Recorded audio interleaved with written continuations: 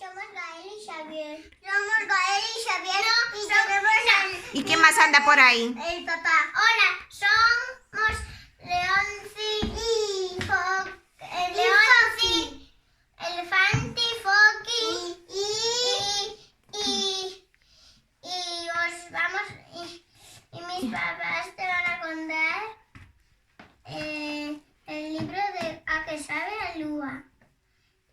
Feliz día del libro. A que sabe a lúa? Había moito tempo que os animais andaban a matinar a que sabía a lúa. Era doce ou salgada. Só querían probar un anaco pequeno. Polas noites miraban ansiosos para o ceo.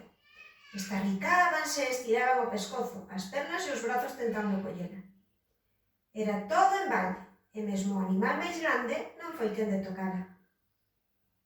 Un bo día, a pequena tartaruga decidiu subir á montaña máis alta para así poder chegar á lúa.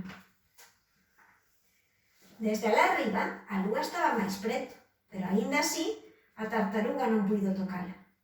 Entón chamou polo elefante. Se sobes ao meu lombo, poida que cheguemos onta ela. A lúa pensou que se trataba dun xogo, e conforme o elefante se achegaba, ela arredouse un pouco. Como o elefante non puido tocar a lúa, foi chamar pola xirafa. Se sobes enriba do meu lombo, ao mellor alcanzámola.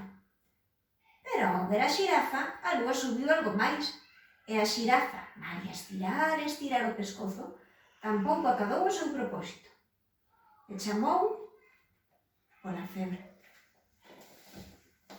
Se te pos enriba miña, quizá cheguemos moi preto dela. A lúa colleralle gusto ao xogo e volveu subir outro chisco. A cebra esforzouse moito, pero non puido tocar a lúa. E chamou polo león. Se sobes ao meu lombo, quizá cheguemos a ela. E cando a lúa avistou o león, apartouse de novo un anaco. Tampouco esta vez conseguiron tocar a lúa. E chamaron polo raposo. Se sobes ao meu lombo conseguirémolo, seguro, dixo o león. Ao albiscar o raposo, a lúa volveu subir outro pouquiño. Faltaba un anaco de nada para chegar, pero a lúa comezou a esvaecerse máis e máis. E o raposo chamou polo mono. Seguro que o logramos esta vez. Anda, sube enriba miña. A lúa nada máis ver o mono recuou outro pouco. O mono xa podía cheirala, pero de tocala nin falalo.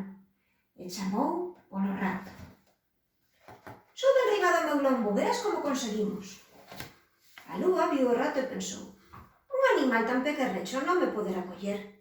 E como empezaba a estar aburrida daquel xogo, a lúa ficou onde estaba.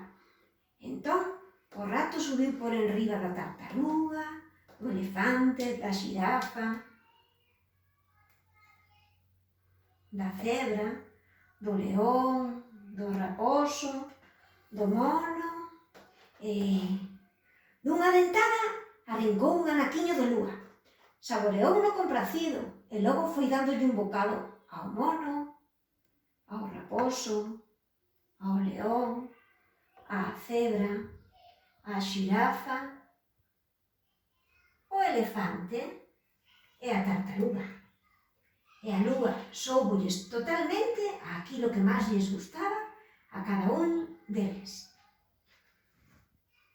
E colorín colorado, este conto xa está contado.